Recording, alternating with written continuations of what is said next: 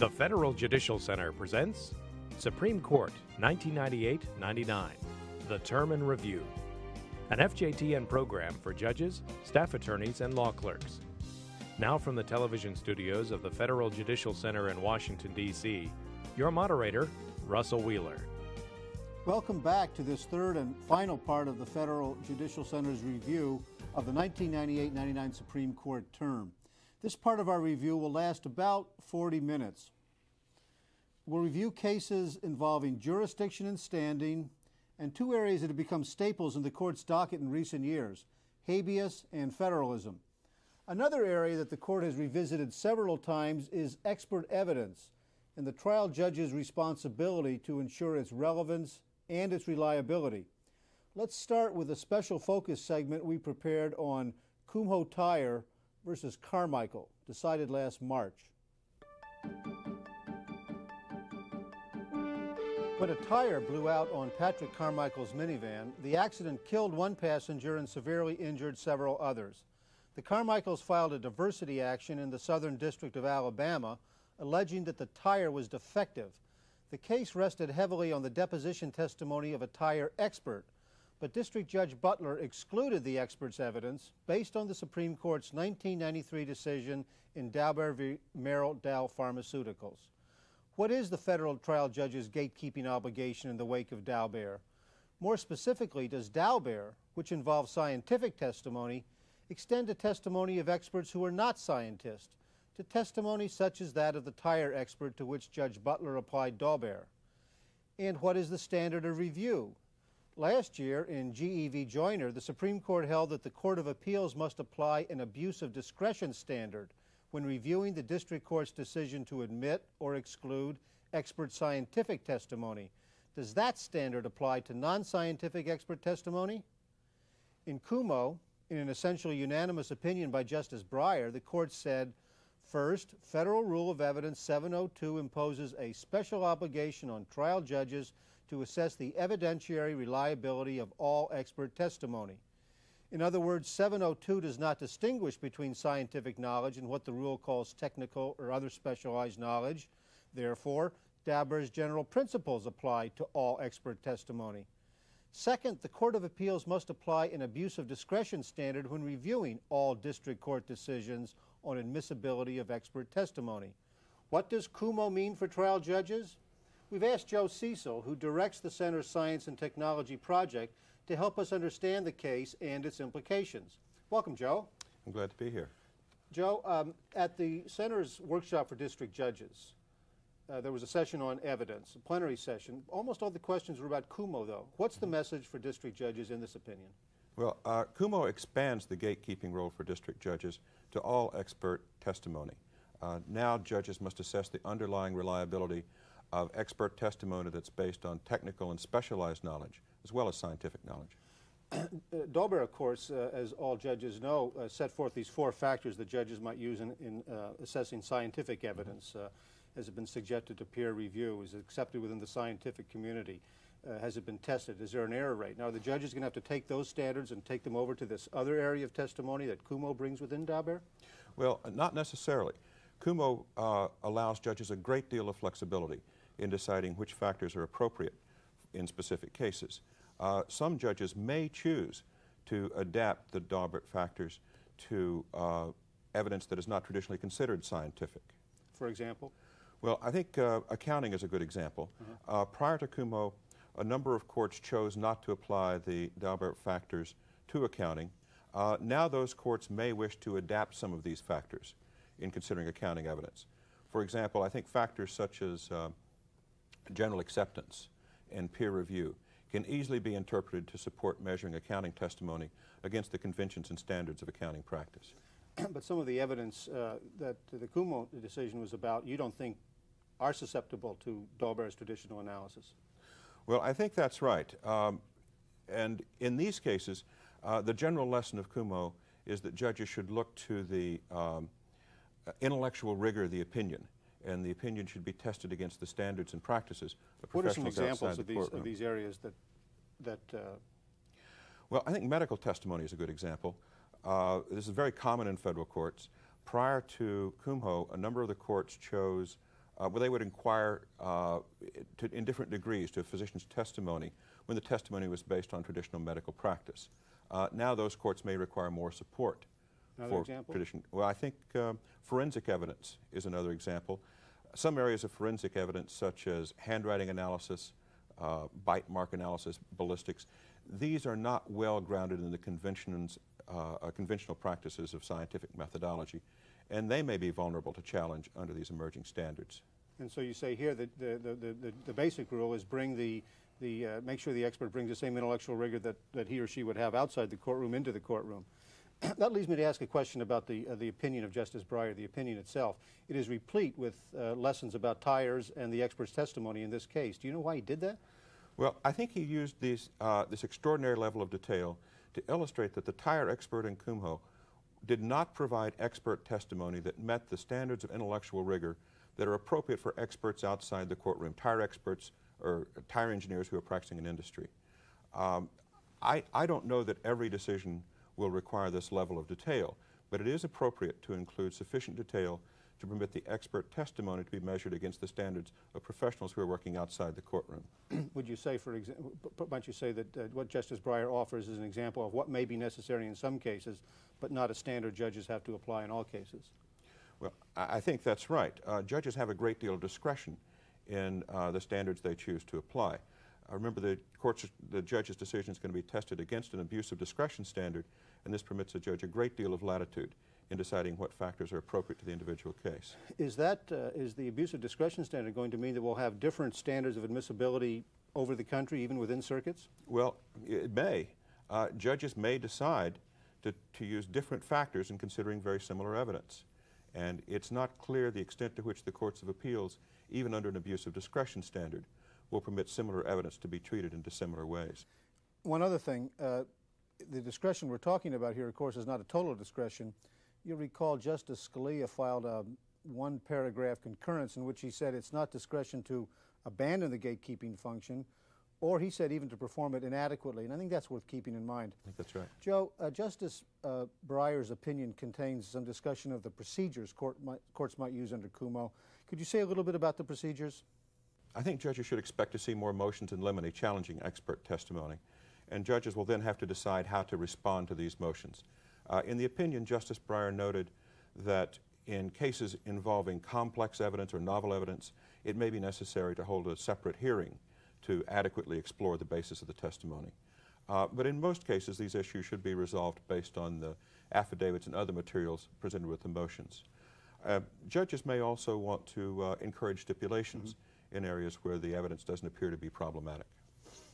I want to ask you a question about Rule of Evidence 702 and the changes that the advisory committee was working on before Kumho. Where do those changes stand now? Well, on June 15th, the Standing Committee approved the proposed amendments and forwarded them on to the Judicial Conference.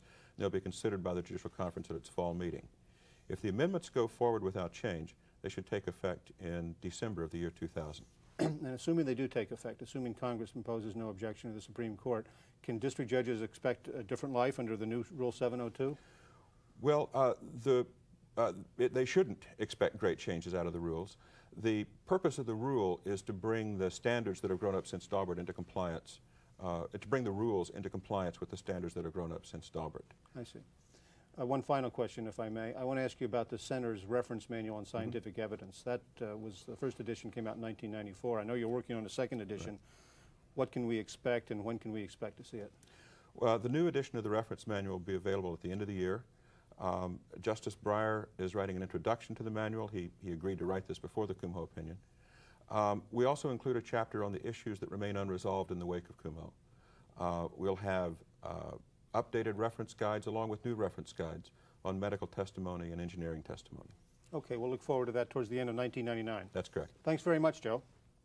Let's turn now to this term's cases on jurisdiction and standing. Joining me for a discussion of these cases are Susanna Sherry of the University of Minnesota Law School and John Yu of the University of California at Berkeley, Bolt Hall School of Law. Welcome back, both of you. John, the last 20 years we've seen a lot of discussion in federal courts about the bar, about discovery abuse, whether it exists, and the extent of sanctions that are appropriate. This case of Cunningham versus Hamilton County, Ohio, involved a an immediate appealability issue of a discovery sanction. How did that come out? This is a pretty easy case for the court. 9-0, Justice Thomas writing, saying that discovery sanctions orders cannot be immediately appealed under the collateral order doctrine, which allows certain types of orders, usually ones that are separate from the merits and finally decided as to that particular issue, to be appealed immediately. Instead here, the court said that because discovery sanctions orders are so tied into the merits of the case itself that you have to wait for a final judgment before they can be appealed. John, this is consistent with the Supreme Court's recent trend in finding fewer and fewer things to be collateral orders. What effect will it have on district courts? I think this will give district courts even more freedom to manage discovery, and it probably therefore will lead to more efficient discovery practice and procedures in the district courts. Thanks very much, John. Susanna, two cases involving the removal provision on the federal civil rules. Ruhrgas versus Marathon seem to raise again an issue we've seen in earlier terms, and that is the courts reconciling loyalty to jurisdictional rules with interest of judicial efficiency. How did this one come out? Well, in this case, efficiency won. Ruhrgas involved a case that had been removed from state court, and the federal district court dismissed it for lack of personal jurisdiction without ruling on a much more difficult issue of subject matter jurisdiction. And the Supreme Court approved that and said that the court did have the flexibility to decide the personal jurisdiction issue without deciding the subject matter jurisdiction issue. Susanna, do you think this case is consistent with the case a few terms ago, Caterpillar versus Lewis? Yes, it's very much in keeping with Caterpillar. In that case, as you recall, the case should have been remanded for a defect in subject matter jurisdiction, but by the time of the trial, the defect had been cured, and the Supreme Court said that that was all right, that they didn't have to reverse at that point. But I do think it might be a little inconsistent with a case from last term, the Steel Company versus Citizens for a Better Environment case, in which the court rejected the doctrine of hypothetical jurisdiction and said that courts could not reach the merits without first addressing all issues of jurisdiction. The court distinguished that in the Ruhrgas case by saying that Steel Company involved the merits, and this case involves two different questions of jurisdiction. And then there's the case of Murphy Brothers versus Machete. This was another case involving the removal of state cases to federal courts. How did that come out? Well, this was another case that started in state court, and in this case the plaintiff had served the defendant with a courtesy copy of the complaint before actually serving the summons, and then the defendant removed to federal court more than 30 days after receiving the courtesy copy, but less than 30 days after receiving the summons, and the question was whether there was jurisdiction. And the court said that the Section 1446 30-day period does not begin to run until the defendant has both the summons and the complaint. And then so in this case the jurisdiction was proper, and then they ran through some permutations depending on state law, and they said that where both the summons and the complaint need to be served together, that's when the period starts running. Where the complaint doesn't have to be served until after the summons, the period does not begin to run until the complaint has also been served. And in the few states where the complaint need not be served at all but only filed, then the period starts to run after the summons has been served and the complaint has been filed and is therefore available. So the basic rule is the defendant has to have both the complaint and the summons before the period starts to run. And Justice Ginsburg laid all this out in the opinion. Now it's clear for all the circuits. I think she answered basically all of the questions. Thanks, Susanna. John, we had this case of Ortiz versus Fiberboard Corporation. This is asbestos class action is back in the court again. It's a terribly complex case. Could you summarize the essence of it and what Justice Souter said for the court here? Sure. Unlike Susanna's cases here, the court is not drawing bright lines that are going to solve everything for the future. Here, this is a case between 45,000 claims represented by plaintiffs' lawyers involving asbestos and the Fiberboard Corporation and its insurance companies. And the two parties come to a settlement where Fiberboard agrees to create a sum of $1.5 billion to be used to pay out for all these asbestos claims and ask for the district court to certify it as a mandatory class action under what's called a limited fund theory under Federal Rule 23B1B. Here the court holds 7-2, Justice Souter writing that this does not qualify for a 23B1B treatment, and so sends it back to the district court. Is this really just this is a settlement fund called a limited fund? Is that the way you see it? Right. In fact, the reason the court rejects this is because it says this doesn't come close to meeting what a limited fund is supposed to be. A limited fund is usually a fund with a fixed limit that cannot pay all the claims out, but which can give out a distribution on some kind of pro rata share based on a common theory of liability.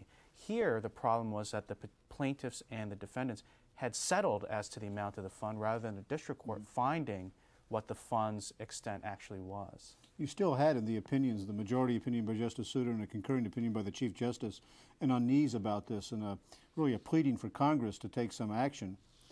And then Justice Breyer dissented, saying, I think, well, Congress isn't going to take any action. It's for the appellate courts to provide district judges as much leeway as possible in these cases. And we'll see that continuing. How do you think this case is going to come out as going back to the district? Right. Unfortunately, I don't think this case really solves a whole lot in terms of asbestos, because what will happen, it'll go back and the plaintiff's lawyers and the Fiberwork Corporation will come to some kind of new settlement, and this time ask the district judge to actually make a fact finding as to the size of the fund. And that'll meet the Supreme Court's test here, so then it'll go back up to the Supreme Court for some of the other factors on what a limited fund is. Maybe we'll be talking about that, and if not next year, in a couple of years. Thanks, John, and thank you, Susanna. We'll turn next to the major habeas case decided this term, and we'll look briefly at an important case to be cited next term in the habeas area. There were far fewer habeas cases this term than last term. We'll review one of them, and then we'll preview a habeas case the court recently granted certiorari on. Evan Sen Lee and Jordan Steicher return to tell us about these cases. Welcome back to both of you. The habeas case we're going to talk about, Evan, is O'Sullivan versus Borkel, which came from the Seventh Circuit. The Supreme Court wanted to make sure that state Supreme Courts had a shot at state petitioners complaining about proceedings in the state courts. Well, what happened here was the defendant asserted 6 constitutional claims before the Illinois trial court, same 6 constitutional claims before the intermediate appellate court, and then when he went to the Illinois Supreme Court to petition for hearing, he dropped that down to 3 claims. The Illinois Supreme Court denied hearing. He went to the federal district court to petition for habeas and asserted the original 6 claims. Federal district court felt it had no choice but to declare that he had procedurally defaulted the 3 claims that he had not brought before the Illinois Supreme Court.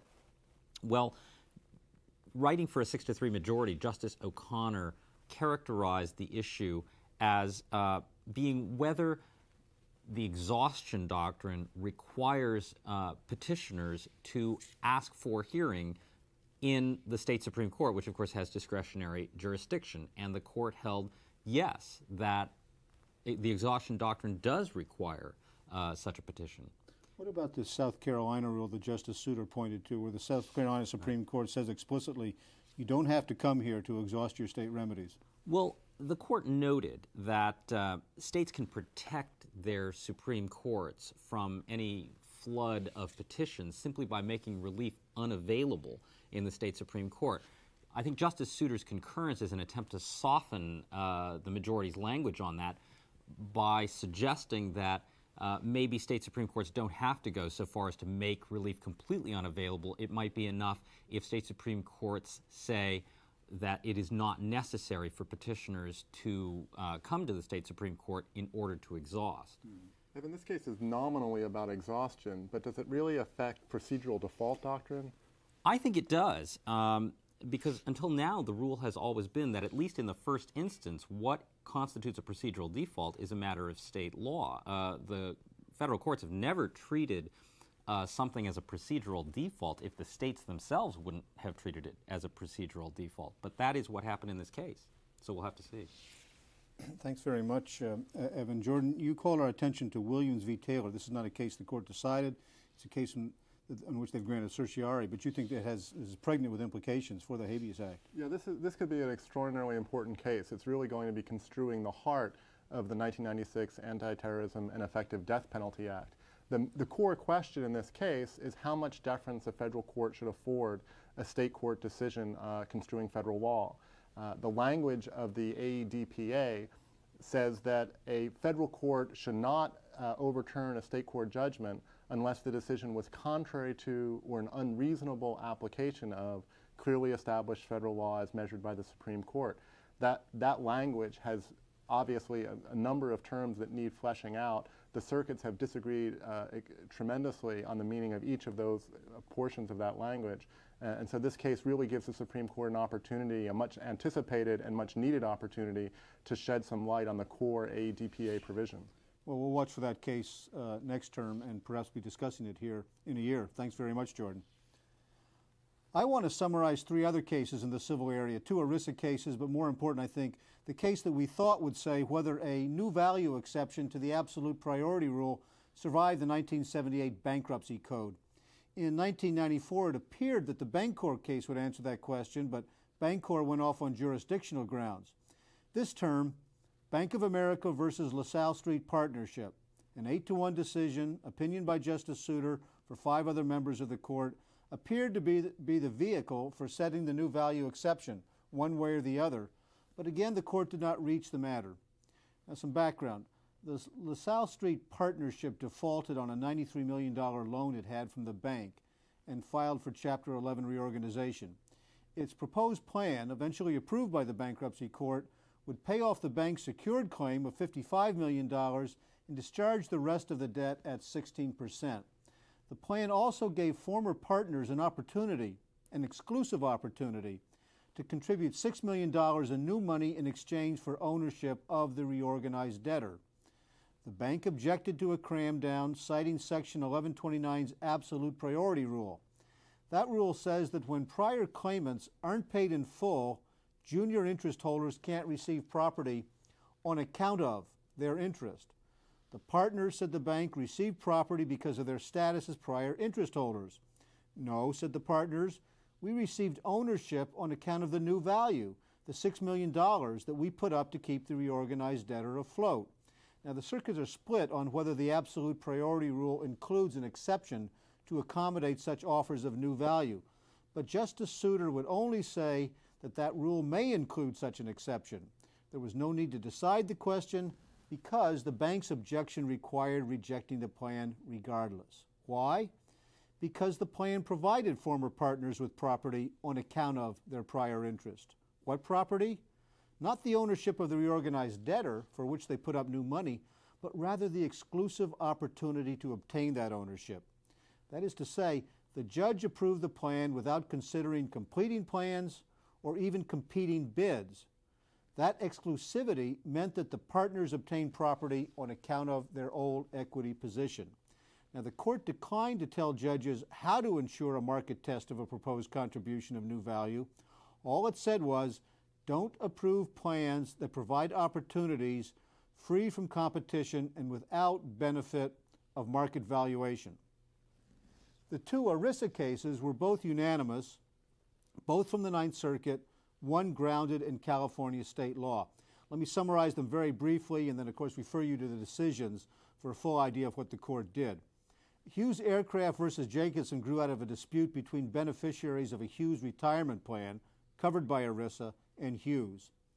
Hughes, after the market had pushed the plan's assets substantially higher than the value of accrued benefits, amended the plan in various ways. A class action suit claimed various ERISA violations. In a point-by-point opinion, Justice Thomas said, first, in a defined benefit plan, as opposed to a defined contribution plan, a beneficiary's interest is not diluted and ERISA is not violated by amendments to the plan that do not affect the vested interest of the beneficiary. Second, it's irrelevant for ERISA purposes that the employer may have benefited from employee contributions that were part of a pot that created a surplus as a result of an investment gain. It's irrelevant, that is, if, as here, employee benefits are not impaired. Third and finally, the plan can be terminated only as provided in the ERISA statute and not implicitly in accordance with any common law trust rule of wasting trusts. Now, Unum Life Insurance Company v. Ward is another in the long line of cases involving ERISA's preemption clause. The question here concerned the savings clause within ERISA's preemption clause, the savings clause that exempts from preemption any state law that regulates insurance. Does that savings clause reach an element of California case law, its so-called notice prejudice rule, that subjects an insurer to liability, even with a late claim, unless the insurer can show prejudice from the delay in filing? Yes, California's notice prejudice rule is firmly grounded in what Justice Ginsburg called policy concerns specific to the insurance industry, and that fact saves it from ERISA preemption. Now, preemption, of course, is but one facet of many elements that collectively constitute the relations between nation and state, federalism.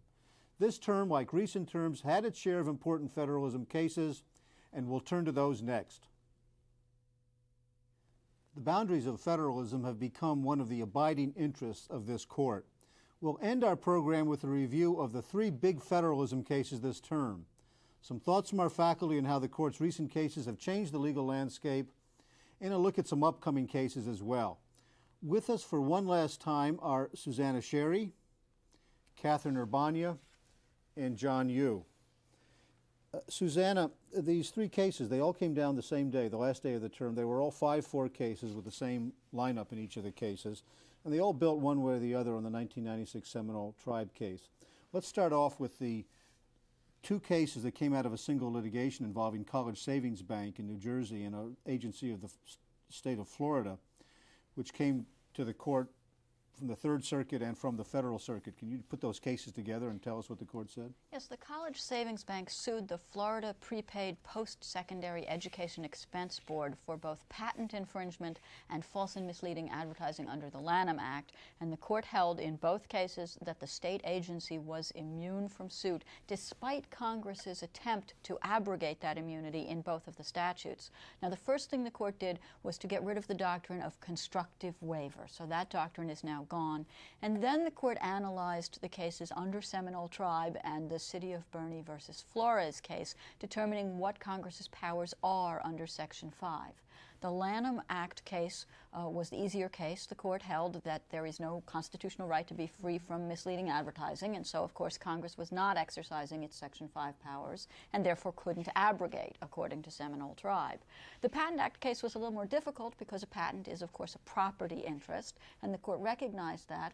But here's where the court elaborated on City of Bernie. They said that in order for Congress to be acting under Section 5, it has to first identify a constitutional violation and then adopt a proportionate remedy for that violation. The problem with the Patent Act was Congress had no evidence of state violation of patents, no infringement pattern, and therefore no power to abrogate. Susanna, how is the court's assessment of Congress's record in finding no Section 5 power for the lack of a sufficient record going to affect how federal courts view other federal statutes? I think it's very important for the cases that are wending their way through the federal courts right now, cases on the Family and Medical Leave Act, the Age Discrimination and Employment Act, and the Americans with Disabilities Act. In each of those cases, in order to uphold the congressional abrogation, plaintiffs will now have to show, and of course courts will have to find, that in enacting the abrogation, Congress was remedying a pattern of constitutional violations by the state and not merely statutory violations. What are Congress's options after this case? Well, in this case and in Alden, which John will talk about in a moment, the court cited Dole v. South Dakota and said that although Congress can't abrogate the immunity, it can condition funding on a state's waiver of the immunity and, in a sense, bribe the states into waiving their immunity. Thank you, Susanna. And as you mentioned, we're going to ask you, John, to take up the last case, Alden v. Maine, as I said, decided the same day. This involved suits, Congress's effort to authorize suits in state courts. Mm-hmm. In this case, same 5-4 majority as in the Florida cases, Justice Kennedy writing holds that the Congress, using its Article I powers, cannot subject states to suit in their own courts for damage actions. What does this case do beyond Seminole Tribe? This case is really quite an advance on Seminole Tribe in that for the first time the court really makes clear that state sovereign immunity is not linked to the text of the 11th Amendment, which only applies to federal court. Rather, state sovereign immunity is a structural principle in the Constitution itself, according to the court, and it applies in state or federal court. Further, the court makes clear that to subject states, unconsenting states to damages actions would allow the federal government to essentially hold states hostages financially to federal policy. Can these suits go forward in other ways? Yeah, I think that this case doesn't mean that federal law is going to be going unenforced throughout the country. There are a number of options the court discusses in its opinion as to allow the execution of federal law. First, as Susanna said in her summary of the case, is a spending clause power is still there and can be used either to convince states to follow federal law or to convince them to waive their sovereign immunity in court. Second, you can still file declaratory and injunctive relief cases against states. Third, you can still file suits against cities, counties, and other forms of sub-state governments.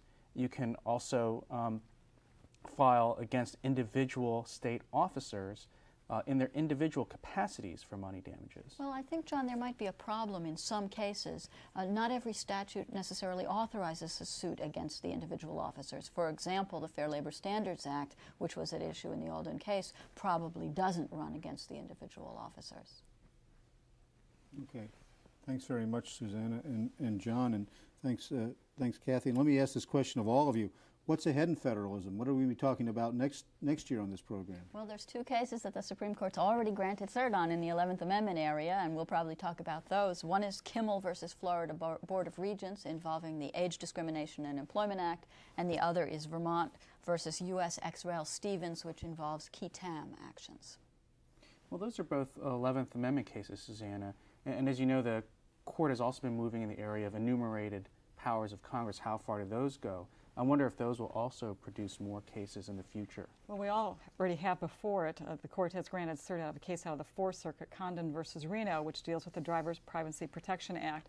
And there the court is going to revisit the question of Congress's power under the Commerce Clause and under Section 5.